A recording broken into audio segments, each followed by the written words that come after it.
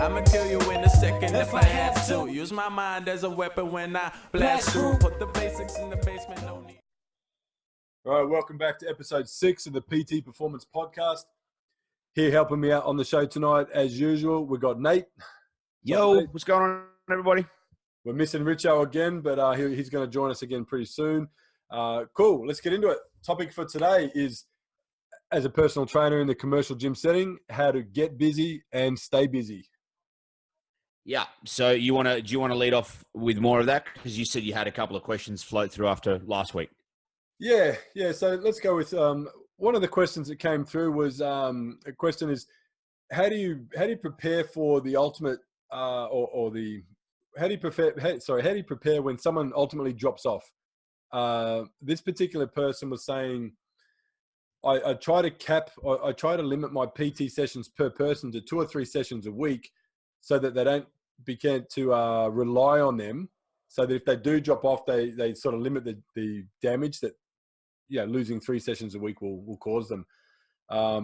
My reply was, well, why would you be in a position where you're worried about someone dropping off 3 sessions? Shouldn't you be working towards a state where if that person drops off their 3 sessions a week, that opens up 3 sessions a week, and you should have almost a waiting list of people to go to fill that gap. So yeah, okay, I'm with it. All right, so we're just gonna. So this is what we said the title was going to be, was basically how to get busy and stay busy. Correct. So getting busy in that guy's example, he got busy, but he failed to stay busy, therefore relying on the sessions he had. So how do we get busy in the gym, Nate? I mean we covered most of that last week, but let's rehash it. We've covered a stack of it. Yep. I think the key lesson before we delve into it, which is obviously if you're in a position where you're at your ideal session number, then firstly, well done, because most people don't get there. What is that? What is that number for you, Nate? What is your golden number to go, right, I'm in the game? This is like, it's a full-time gig for me now. With the amount that I've got going on at the moment, I tend to hover around the 21 to 25 mark. Cool. And I'm pretty happy there. Some weeks will go a little bit higher than that based on I've got some satellite clients that might be coming in for a visit. Yep. Some weeks may be lower, and we'll go into that in a moment. But for the most part, it averages out about there.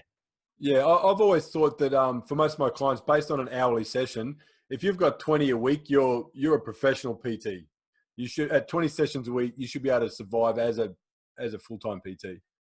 Yeah, and obviously, yeah, you should definitely be able to survive. Obviously, hours, depending upon what your rate and stuff is. Sure, of course. In whatever context we talk about, we always talk about in terms of sessions. Yep. A lot of people talk about they have 50, 60, 70 sessions or so, but a lot of those may be half hour or 45. At the end of the day, it doesn't matter. They're doing a high volume of sessions in the style that they want it. Yep.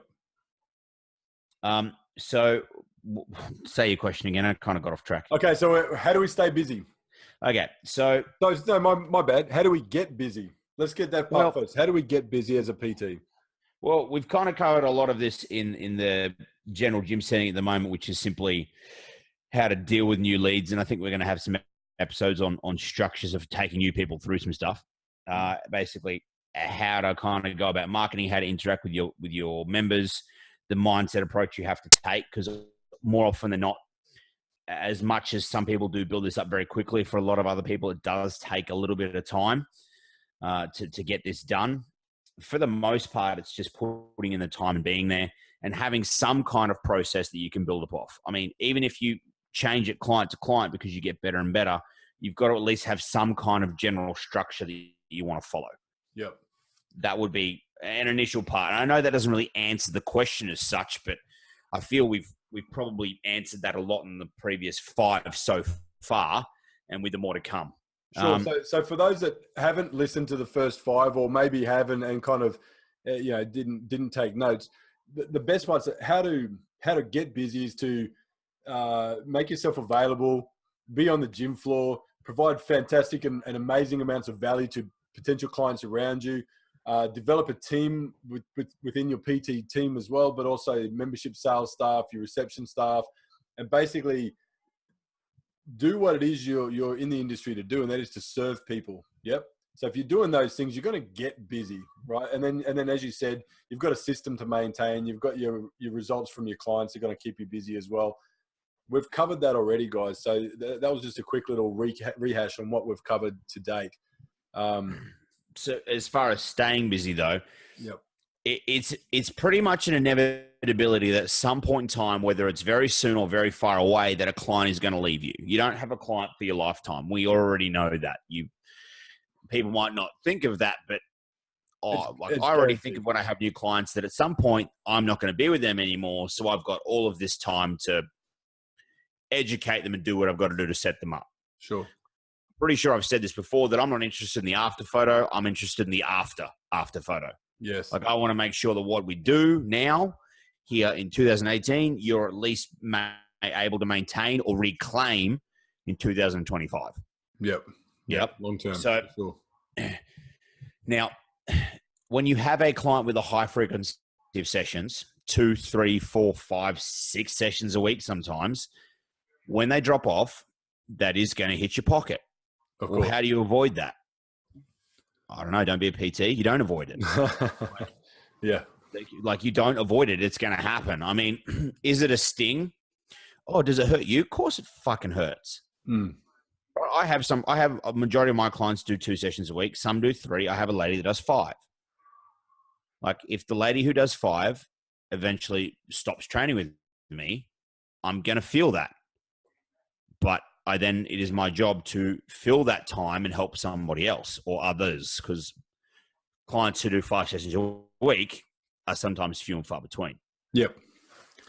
So as far as staying busy, we can elaborate on this one, but this is a lesson that I learned many, many times, and I guarantee you I'll still learn it again because I am perfectly human, is that in the PT game, you should never stop selling. Correct. Now, I'll give some context to the selling term if people don't like the word to that. And again, we will talk more sales stuff in the future. By no means are we experts, but I definitely have some systematic stuff that has helped me out in the past from other people, and I'll gladly give credit where credit is due because I did not come up with any of this shit. Basically, you reach your goal session number. So 20 sessions, let's say it is, Mooney. Yep. I'm at 20 sessions. Perfect. I'm full. I can't fit anybody else in. That's it. I'm done. Marketing stops. Lead gen's finished in whatever capacity. The stuff you were doing, whether it be inside or outside the gym, gets stopped or taken down. Inevitably, people fall off, and then you wonder why new people aren't coming on. All right. Businesses are there to make money. I absolutely get that. And you're also only able to do a certain amount of time. You've got to still make yourself known, even if you've had some people for a long amount of time. I mean, if you're super busy, maybe you don't need to be doing the same amount of stuff you were doing when you had 1 session a week. But you've definitely still got to be doing some of the stuff that got you to the dance in the first place. 100%.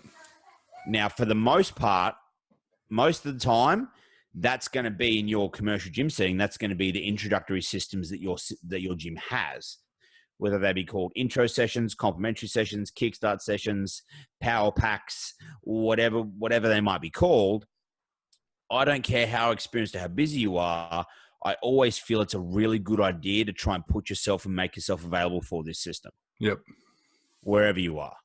Complacency is what fucks most people, especially in this industry. You get to a stage where you're like, oh, cool, I've got my sessions. I like my 3-hour break between my last morning or early day session and my first afternoon session. And they forget that, as we've just covered, when someone does drop off, you can't start pushing the wheel again. You know, it's got to be ticking over. Even if it's ticking over slowly, something's got to be going on in the background at all times, yeah? Yeah, like one of my long-term clients, I've had her for a couple of years now. She has just gone back to the UK for a period of probably 6 to 12 months. She's had a hell of a rough start to the year. I always knew she was going to go. In fact, I'm encouraging her to go. I don't care that I'm losing her money. Like, it's totally fine by me. But yep, go. Absolutely. You're doing the right thing by your client. Yeah, she's coming back eventually. Yep. But she's not coming back for a while. So they've now got those 3 spots to fill with someone else I can help. Does that leave a little bit of a gap in the income? Yes. That's what happens when you drop sessions, you fucking idiot. Is now your job to fill it up. The way you fill it up is you should already be trying to put through new leads and stuff in the first place. Yep. I'm not waiting I drop 3 sessions and then going and crying to my PT manager that I have no clients and I have no leads and it's their fault. Yep. Like, And for those listening, it doesn't work. As a PTM and as a club manager, if someone comes to me and goes, rah, my business is suffering because I'm not getting the leads from you, but that's the first time you've come to me or them about that, dude, it's no magic pill. That's not going to get you fixed. Like you scratch my back, I scratch yours. Like, you've got to kind of help the club out and be a team player in order to kind of get the reciprocal nature of that deal. Yeah, and you just got to be constantly at it. You can't just come out when things are bad, you know? No, like, look, I get that certain gyms have certain structures for this. Like, you've got to put availability in a book or a spreadsheet or something, and we'll fill those times for you. Some gyms are just like, you tell us if you want leads and we'll allocate them in a certain system. If it's the latter, don't ever take yourself out of the fucking system. What are you doing? Yeah. Like, knock on doors, stay high. Like, I've got most of my key times filled, but I can always miraculously find a spot somewhere to get a new prospective client in. Of course you can. And do I sell every prospective client that I've got into training? No, I don't. I'm not 100% conversion rate either, because they're not qualified for it. They weren't interested, or maybe I wasn't interested. I have turned business away because I wasn't going to be the right fit for them. 100%. Like, when I say turned away, I don't mean I can't help you, see you bye, struggle. I mean, you clearly want to be trained in this manner. You definitely want a trainer, and I will give them literally give them, because I've done all the pre-qualification work and everything, set it all up. Yep. I'll be like, cool, you're going to be training with this person. Hey, trainer Y, this is Sarah. Sarah likes to do your style of training. I've got to confirm for literally this much per week, because I know how much your sessions are. I've literally sold other trainers sessions for them. Yep. Like, that doesn't happen very often. Yep. I'll be like, yep, this is how much it is. This is how much she'll be investing in you, because I know that's your price anyway. Here you go. That's being a team player. That's looking after the client. That's ticking a lot of boxes. Yep. And that's keeping myself in the lead generation pool. That's the simplest way, and I'm sure we're going to expand on some other ways at the moment, but that's just utilizing the fact of the gym systems to keep yourself in the rotation of trying to get new people through the door. Because if you're in a gym, that's why you're there. Yep. They're doing the marketing, they're getting the leads, they're signing up the new members, and then sending the prospects through to you.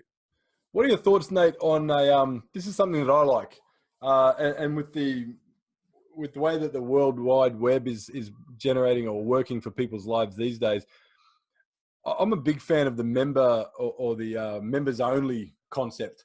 So someone says, hey, listen, I have to drop my 2 or 3 sessions a week because I'm moving away, my situation's changed, my employment's changed, whatever their reason may be. I've come across a lot of PTs that just go, oh, well, it's been awesome. Good luck with what you're doing. And then they go into freak out mode to go find the gap. What about hey, look, no worries. I know you're moving away. We've spent a lot of time together. You and I know each other inside and out. I'd love to keep you on the books or on board or on the team, whatever term you want to use. What if we send you a program once a fortnight, once a month, once a week, whatever the situation is? But what are your thoughts on like an ongoing membership style of arrangement with that PT client? So like a bringing them into like a downsell kind of deal. Correct. So you don't lose them completely. You just lose them for those 3 physical sessions. Okay. So this is something that I'm not going to use the word explore, but this is something that's built itself into my business kind of out of necessity because of the stuff that we're talking out here. Because I spent a great majority of my training career in Brisbane. I'm now based back on the Gold Coast where I grew up. There was a space of time there where I moved facilities whilst I was in Brisbane, and I had clients who couldn't come to that facility every single week because Brisbane traffic is shit house. Sure. And another thing you need to know about Brisbane, if you live in a suburb and the thing you want to go to is literally 2 suburbs away, you won't go. Yep. Because no one leaves their suburb. It's just I was living there for a while. I understand that for sure. Yeah. It's just organically, it's like in the water. It's just an unspoken rule. You just don't do it. Yeah. So this is something that built itself out of necessity to have a service like that for some people who still wanted to work with me but couldn't see me every single week. Yep. So I definitely agree with that in having that, and you definitely should think about a part of your business as to how you think you could best work with that, because then that falls into the online style of stuff, and I'm sure we can have an entire. Oh, for sure we could. Yeah, look, because truth be told, as many clients as I have face to face, I have more in the virtual space. Yeah, and the way people's lifestyles and time and all that's going these days, it can be done exceptionally well. Exceptionally well. It can be done really poorly done too. Exceptionally well, but isn't. Yes, and we will go over that. And I still don't think I do it exceptionally well. I think I'm getting better all the time, but I think we need to have a look at some key businesses that are doing it. Let's get it. We'll earmark that for a future episode. Yeah. And I think we've got some excellent experts who could jump online with us on that particular topic. So I think what you're talking about is absolutely a good way to keep things going from a client-trainer relationship point of view, especially if you've been training them for a long amount of time.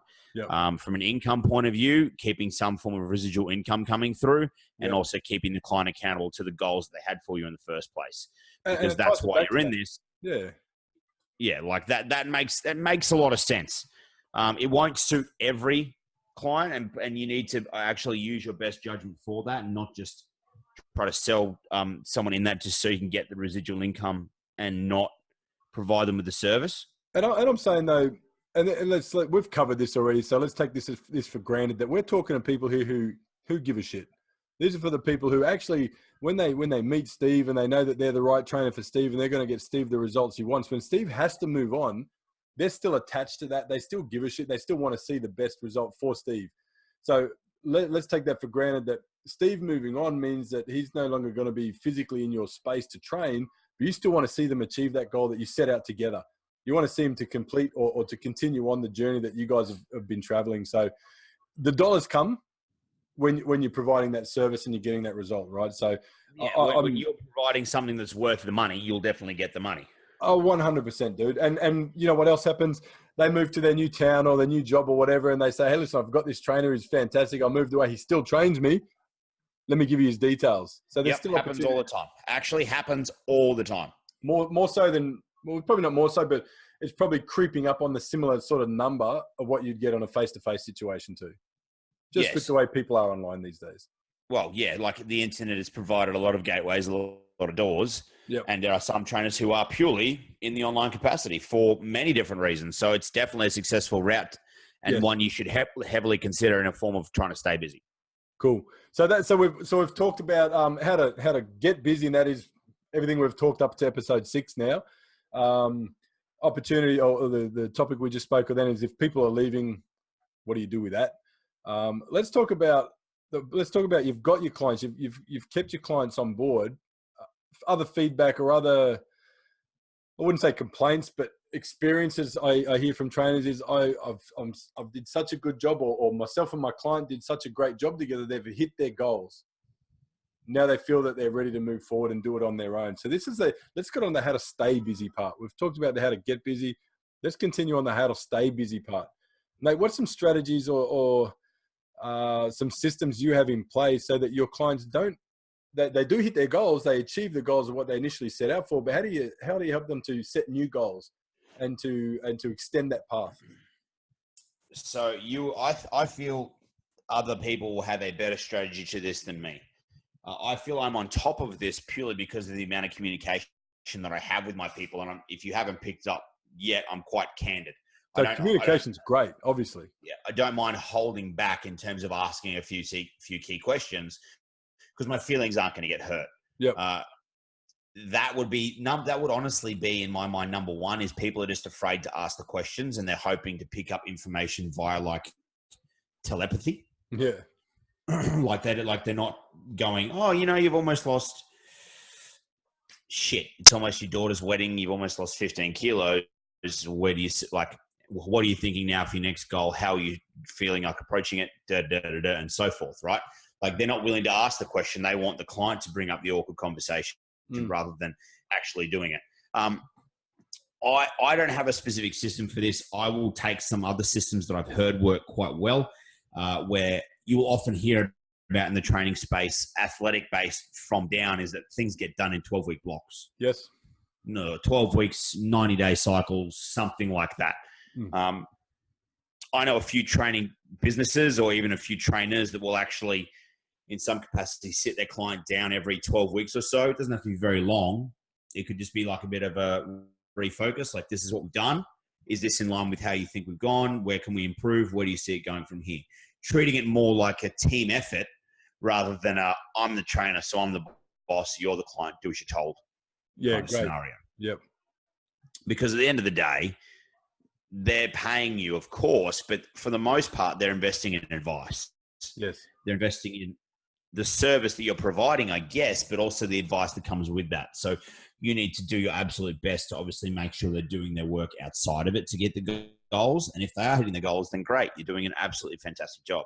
Yep. You shouldn't be looking at that as a relishment of I'm going to lose business, because that should realistically bring you more business.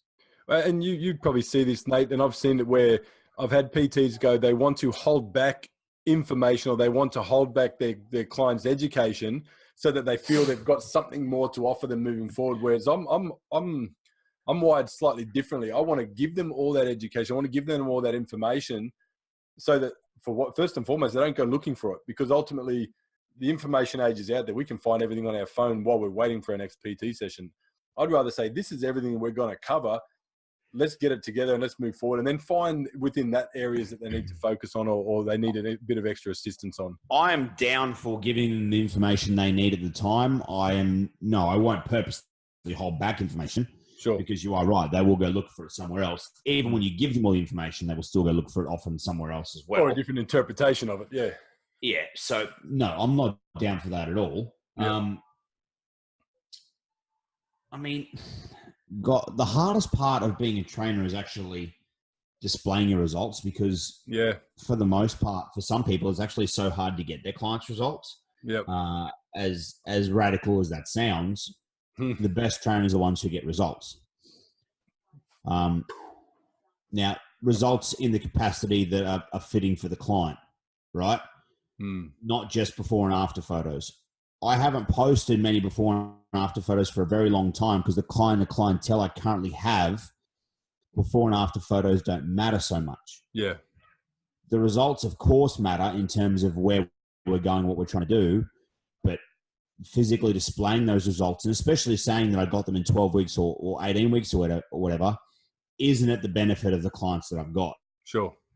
So hear me now, ladies and gentlemen, because this is important to hear and understand, that I fell into this trap for a long time as well, is that you feel pressured to get your clients an amazing before and after photo for their own benefit, to say that they got good results physically, but for your benefit, so you can display it and show that you're a trainer who is worth your grain of salt to everybody else.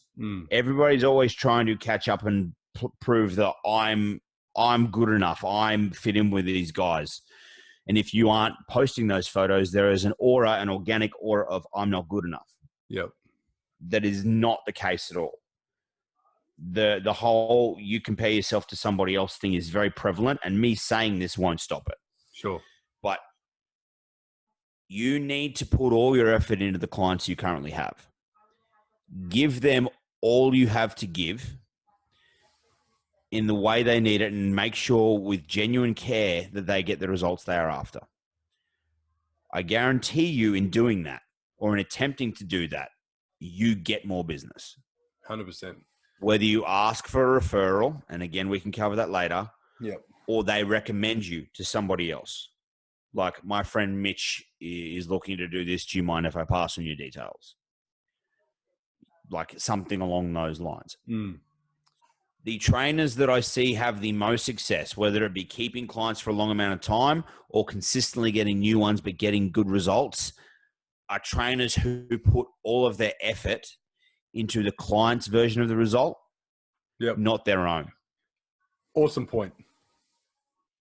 Because everyone wants to get 12-week transformation photos. Listen, if I've got a girl who is 110 kilos, but she's like 5'4", and she wants to be 70 kilos like she was when she first married her husband or whatever, I am not going to get that in 12 weeks. You all know that. You won't even try for that. There's no one listening to this podcast remotely retarded enough to think that's possible. Yep. But you will still try your utmost to get as much fucking weight off this lady in 12 weeks as you can to show the result. Yep. And you can find those results without again, using technology, you can get those results without the before and after. This is now delving into more biology and actually achieving the result in the first place. But you trying to compartmentalize your clients into your 12-week package isn't going to work for everybody. It's actually going to fuck up a lot of the ones who are coming to you for help anyway. I have clients who have had 4 months, 6 months, 8 months, 12 months. They haven't lost a fucking kilo. Yeah. And you know why they haven't lost a kilo? Because of a myriad of reasons. Nutrition stuff, food stuff. If it's neither of those, it's something else. We're dealing with stuff from past. We're dealing with trauma. We're dealing with a whole bunch of different psychosis stuff that's not in my scope to fix, but it is in my scope to ask questions. Yep. If I didn't get them the results in 12 weeks, does that make me go, they're a failure, or am I the failure? Or is it neither? Or is it, were the goals set realistic or the goals set attainable? Exactly. There's so many different options on that. So, or do circumstances change and maybe your Instagram profile just needs to take a back seat for a quick second and you just need to worry about the person you've got in front of you? Never stop selling is a very important fact. Yep. But never stop selling at the forsakement. That's not another. I'll keep making words up. Well, you know what? We're going to start recording some of your words, Nate. But never stop selling it whilst forsaking your current clients is a really good way to get the worst of both worlds. 100%, because you drop them. No new members and you fuck off the clients you've got. Exactly.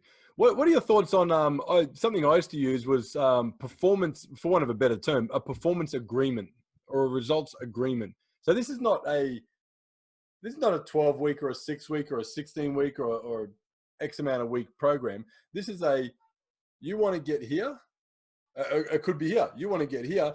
But before we do that, these are things we need to at least achieve along the way. So as long as we're achieving those goals, you're going to hit on the same way. But what I liked about the performance agreement, for want of a better term, is the accountability on both parties. Yep.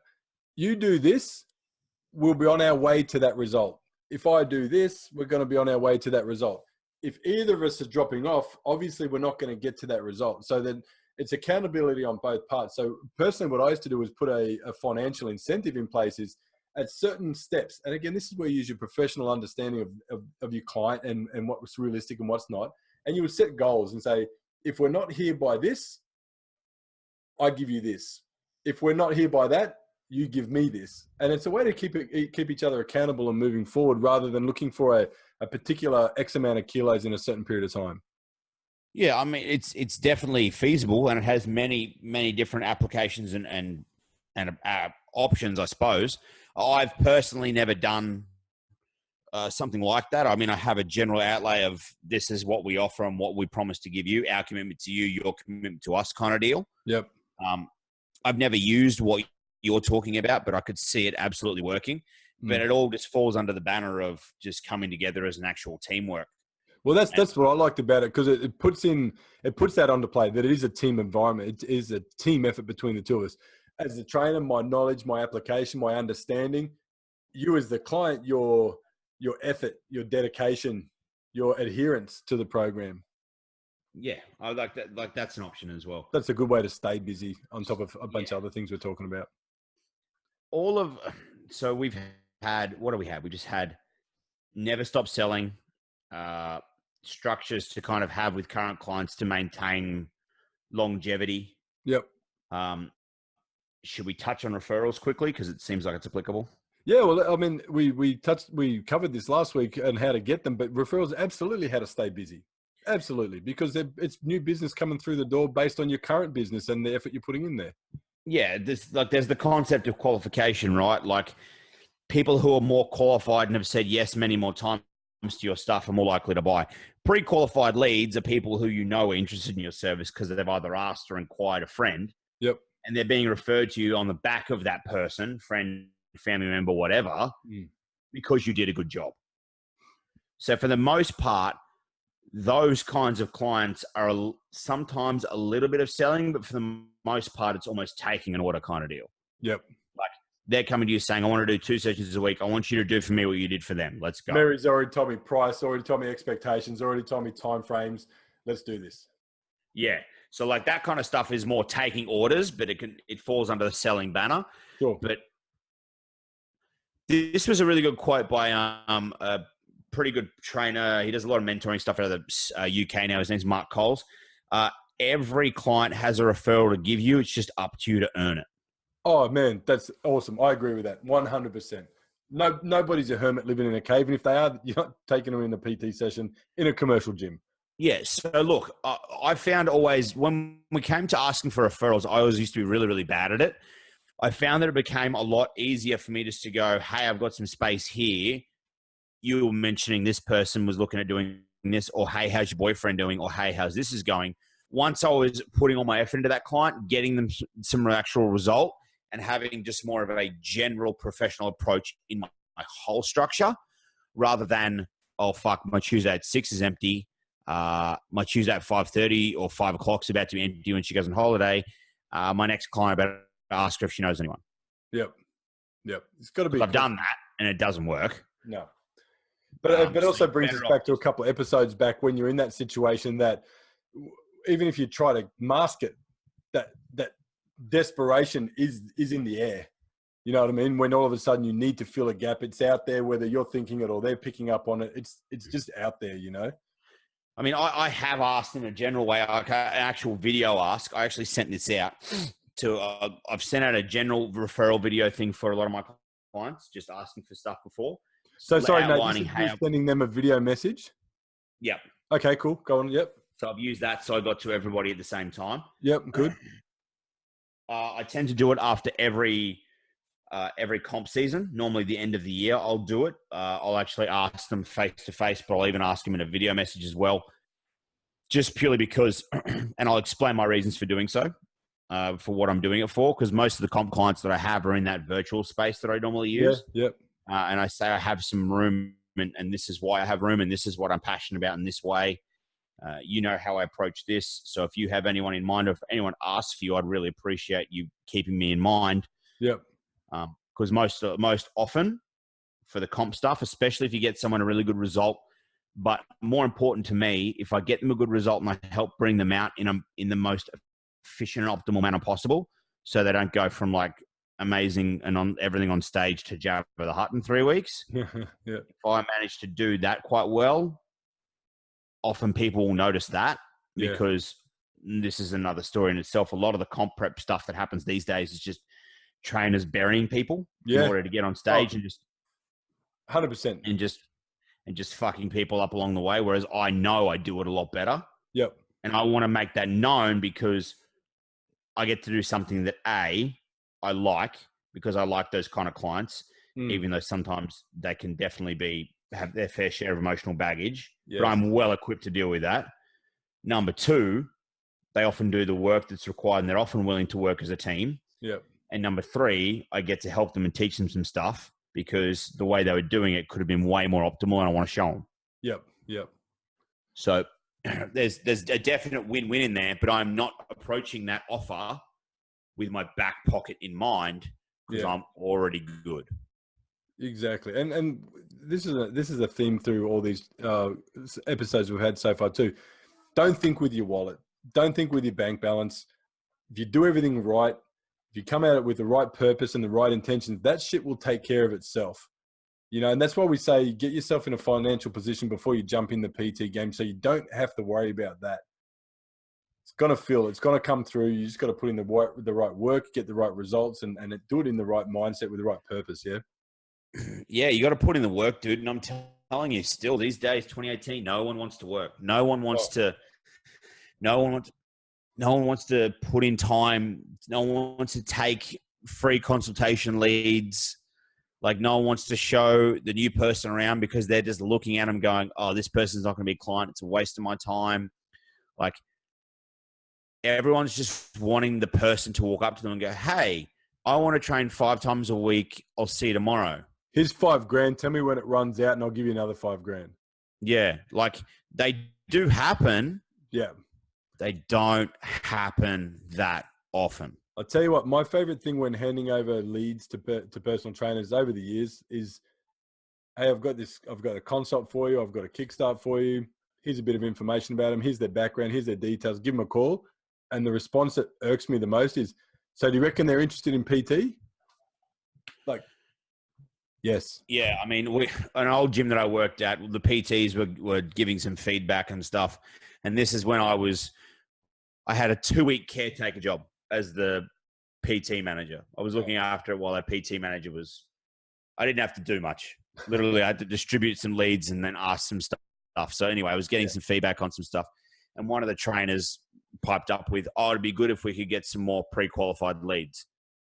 And I was like, that's no one else's job but yours. Exactly.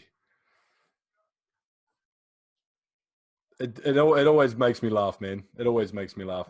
I mean, you sit there and go, if it was as clear cut as, hey, welcome to the gym. I'm really stoked you're getting started with us today.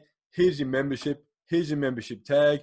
This is the information you need to know. By the way, we've got this great thing. It's called a Kickstart program. It's 3 sessions for X amount of dollars. You get those one-on-one sessions with a trainer. It's a great way to kickstart your training and get started on your goals and hit them a lot faster than you would without them. If that person then turns around and goes, sign me up, I want to be a PT, we would probably change the whole structure of a commercial gym setting. But it's not that. They've gone through a lot of information. They've probably signed 2 or 3 forms of paper. They've just got it in the gym. They've purchased this. Now it's over to the PT, who is the professional in that area, to then take them from that stage to the next stage. Look, I think next week we need to, that episode needs to be on that whole Kickstart process, because I agree. Feel that a lot of people are leaving a lot of potential leads on the table in terms of you're missing out on them as a client and helping them towards their result. And then obviously you're missing out on the financial part that comes with that. Oh, dude. Yeah, 100%. That's the whole episode. From text once, call once, they don't answer, they shelve it. It's like, no. Because a lot of trainers just want the people who are ready to go, here's my cash, I'll see you tomorrow, as opposed to having to find out and get some backstory and care about the client. Oh, yes. Before they get paid for it. And just develop your brand, show them what you can do, provide some sort of value, let them know you're worthy of their time and their hard-earned money to get them where they want to be. You know, it's not a 30-second process. Yeah, like if they're not going to sign up for training, your thought process can't be to shelve them like that. No, 100%. There's so many opportunities afterwards.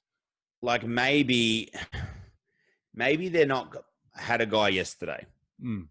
Definitely not going to sign up for coaching at all. Kind of was just amazing guy. Like great dude. Had a great chat to him for a bit. Got to check 1 or 2 things. And I was like, well, the rest of it we're pretty good with. Like we know you can cover this. We know you can do that. He's like, yeah, so I just want to get a hand with some structure. Now, normally I don't really provide you a whole structure thing in that capacity. Like it's not how I really do things. But he's not going to use the remaining 2 of his sessions because he doesn't need them, nor does he want them. Like he doesn't want them. So I'm not going to force him to do something he doesn't want. Yeah. You have to do the session. Yeah. So I sat him down. I'm like, okay, this is how I'd approach it. I'd either go one of these 2 ways. Which one do you reckon you'd like? He picked the way that was more suited to him. It wasn't the way that I would have gone, but it's his way. It's his fucking gym time. I don't care. Yep. And I said, look, you know what I'm going to do? I'm actually going to quickly map out this structure. I'm going to email it to you. Yep. So I mapped out a structure. It took me about 20 minutes of my own time that I didn't get paid for. Sent it to him. Sent him how I do this, how I do this. Hit me up with any questions, man. Glad you're in the gym. Let's go. I'll see you soon. And he's always training in the mornings, like when I'm there. Today being Anzac Day in Australia. Didn't see him. I'll probably see him tomorrow. And he just gets to be another cool dude to get to say hi to. If 100%. he wants a hand in the future, he's definitely coming to me. Yeah, that's right. But if I don't get the business right now, I don't care because I'm still doing this process every day. And you know what? We will cover this on that episode, but that's the thing about staying busy. You might get your 20 clients a week. You might have 10 that just come to you once a month for a program refresher. And if that's worth X amount of dollars to you and you got 10 of those, that still adds up to your total. And if someone drops off, there's cream there that you're still earning because you're putting in the effort. It's a once a month kind of contact. There's other opportunities there. And I think a lot of PTs do miss out on that or don't even consider that. They're looking for the one-on-one session that comes in 2 to 3 times a week. And they forget that there are what they call low-hanging fruit still on the gym floor that needs something and usually play out their program way too long to continue getting any meaningful results from it. So seeing them once a week is great. Oh, sorry, once a month. Look, yeah, it depends on the kind of business you want to run, Sure. right? And when I talk about this satellite model, not everyone that wants to do it, do I let do it? Like there has to be like a certain amount of pre-qualification, but that's also my business. Yes. You pick what you like and do your absolute best to hold the standard because that's what you picked. I suppose if you're new, you can kind of float around and muck around with ideas and mold it to the client because you just need the cash or whatever you want to do. But after a while, like I only do one kind of session structure. Like I only do hours. Yep. Can I do half hours? Well, no. Why not? Because it's not a thing for me. Yep. Like, but I can only have this much cash. I get it. I absolutely get it. But this is the product. Yeah. Like, can I get half a Big Mac, please? I just want half the Big Mac. Yeah, like you get a cheeseburger, man. Again, the more refined your product is, often the better it is because you can pre-qualify people, and the people who are pre-qualified want that product. Yes. But you have to get over the fact that you can't sell everybody on the thing. I drop off one client, they were 3 sessions. I'll talk to this person. They'll want 3 sessions. I'm good. Yep. Well, maybe it'll take you talking to 10 and you get 2 of them, one lady for 2, one guy for 1. Like, I don't know how this plays out for you. Sure. But the worst thing you can do is lose someone who's 3 sessions a week or whatever, and then just have not nothing to fall back on. Yeah. No process to go into. Because I had a guy at one of the last gyms I was at, I am not making this up, in the space of 2 weeks, lost 18 sessions. Oh. Just when it rains, it pours kind of deal. Yeah, yep. A couple of people away for a long amount of time. Someone broke their leg. 2 people one person was moving. One just dropped off. Like, it added up pretty quickly. Yep, yep. And that can make or break someone. If you have no system in place, you're in the break pile. That's like, we're talking mid 20 sessions a week down to like 5 or 6. Yep. Right. And if we go back to some of our earlier sessions, if you've got that accountability sheet that we made available to people, again, same deal. If you're listening to this and you've just sort of come across us, shoot us an inbox or email us or whatever and let us know. At the end of the show, you'll see our Instagram DMs, Instagram profile names. Shoot us a DM and ask for it. That accountability sheet, you should be doing that stuff anyway. So if you're doing that and you're the unfortunate dude that dropped 18 sessions in a week, it doesn't take much to go, I know exactly what I need to do. Pull on the handbrake in the way your world's spinning out of control and start back on it. Make those phone calls. Like for sure calls. Panic. For sure panic for like 5 minutes. Sure, you're human. But then do what you need to be doing to get back onto it. Absolutely. And if you can recover from that, you can recover from losing 2 or 3. Absolutely. And it's one of those things, right? You've got to prepare for the worst, even when things are going peachy. And if you've always got that I wouldn't call it a backup plan, but if you've got that strategy in place for when shit does go bad, because I guarantee you guys, there's going to be a day, whether it's now, whether it's down the track, whether it's when you're expecting, when you're not, there's a day where shit is going to go bad. No matter what business you're in, you need to have that strategy in play. You've got to almost be prophetic and know when this day happens, this is my step-by-step process to get out of the tailspin before I smash into the fucking rocks below and burst into flames. Yeah, like if we even do an episode on literally the different business structures you can have and what you would need to cover in order just to get, let's just say, is 100K a good number? Is 80K a better number? Like, what's more reasonable, you think, for people? Well, because we're focusing more on the first 12 months here, I'd be saying you should be aiming like 80K is at the top end, but it is a realistic number. We could literally lay out the strategies like number by number, and people could sit there and follow along in their head. Yep. Of what you would need to do in the model that you've picked to hit 50K a year. I agree. And it would stagger you how low it would have to be in order to make that happen. Yep. It would take I'm sure it would take a lot of pressure off in terms of people seeing that could be a success. It's knowing your numbers. It's purely knowing your numbers. I break this down to guys all the time, both at my facility and the ones that I deal with remotely. It's like, let's break it down. What is $80,000 a year as a PT? It's X amount of a month, of a week, of a day. And you break it down to these numbers and you're like, that's not that big a deal. It's not and you can get over a lot of things if you just know where you're going at the time and little pictures into bigger pictures. Like we're talking what? $50 an hour up, mostly 60, 70. Let's say $50 an hour. Where can you get still what I call an entry level qualification certificate 4 and have the capacity to earn minimum $50 an hour? Yeah, it doesn't exist. No. So when you break it down and look back, but not that you know. No, it really does. And not in the kind of industry where we're in either, So for people who freak out and start to and obsess on or be overwhelmed, I guess, by these numbers, it's start from the top and work back again. What's 80K divided by whatever you charge per hour? Let's say it's on the lower scale and you're at $50. Okay, so 80,000 divided by 50. How many sessions is that? Divided by months, weeks, days. You'd be surprised how achievable those numbers are. Yeah, dude. It's not that staggering to get this stuff done, and piled with the fact that a lot of people are just trying to find the easy way out because they just want the bank. Yep. So if you just take the little bit of extra mile, you'll get the cash. It seems pretty straightforward to me that you could make a good crack at this. And the more we get this message out there, dude, be a good human, give a shit about your clients, take an interest in those that are prospective clients around you, show them that you're there to help them achieve the shit that they got to that facility or joined up at that facility in the first place. Most of this stuff takes care of itself. Then it's about fine-tuning your system and your programs and then scaling it and then doubling and tripling and quadrupling the effort to get a bigger result at the back end. I'm not saying you quadruple the effort, get quadruple the result, but definitely you 4 times the effort, you're going to get a bigger result than you currently have. If you 10x your effort, you're going to get another bigger a result than what you currently have now, right? But you just got to make sure that the system you're working to and you're 10xing is an appropriate one and is it a successful one. You're only going to know it if you try, and you're going to probably have to refine it along the way. It is definitely something to go wrong with. And listen to people like us that have fucked it up before and are trying to help you out by not making the same mistakes along the way. Staying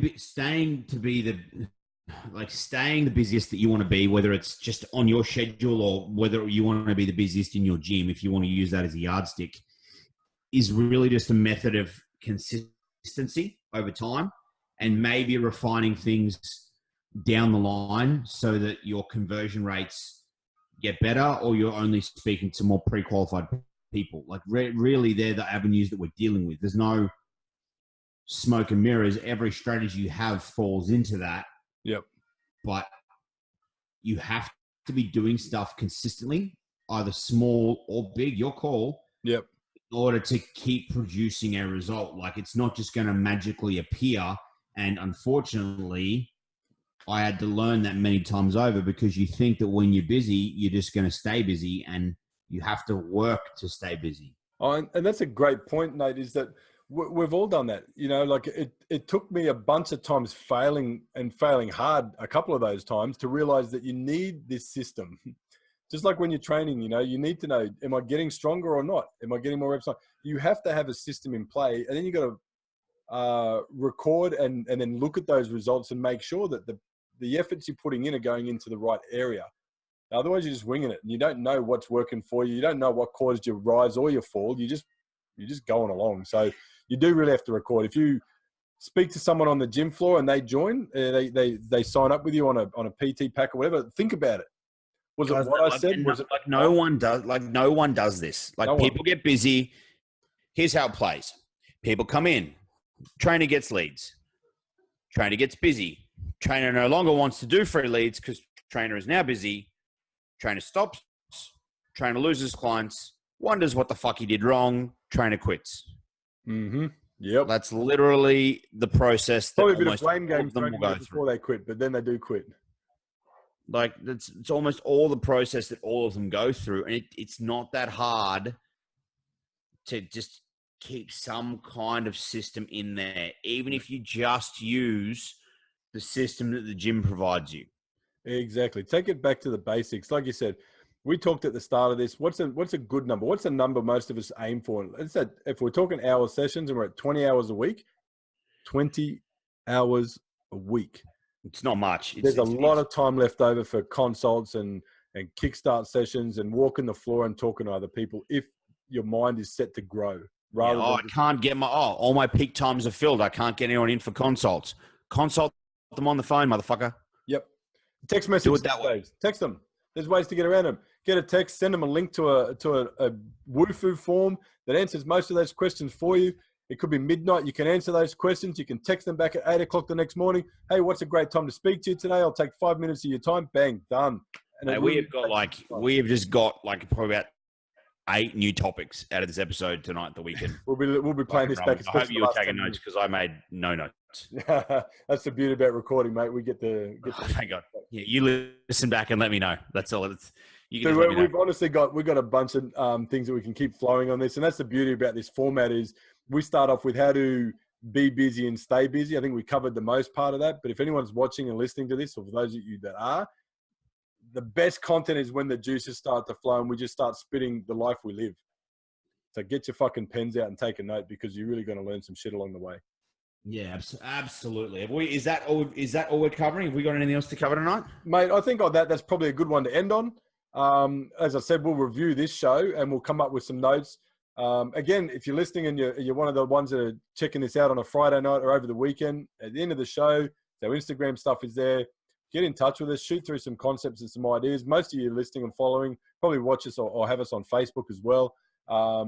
Stay in touch so we can keep producing them. Yeah, that'd be good. Like hearing some feedback on topics that would be maybe relevant to 100% to where people are at, because like we don't know, we can't answer everything that we don't know, so that'll be good. Yeah, I mean, and for those that are watching, I know Nate and Richo are listening. They're all around the water cooler, so to speak. I actively jump in as many PT forums and chat groups and whatever you see on Facebook just to see what the concept is out there. The biggest answer I say to most of them is use fucking Google. Half the times people asking questions you can answer with Google in 30 fucking seconds. But outside of that is you just got to really look at who's giving you the information. So hopefully you learn that we're in it for the right reasons. We're here to help you. We're not here to fucking charge you $20 for bullshit information. This is free. We're doing this because we want to help and share the information we have so that you guys can benefit. And as an industry, everyone goes up. Everybody wins. Everyone. Perfect. Wins. All right, guys. Thanks for tuning in again. Nate, thanks for your time, brother. Thanks, everybody. Looking forward to having Richo back, and we'll keep kicking things off. Yeah, hopefully. 3 weeks in a row without Richo. Kick him off. See you guys. Talk soon, bro.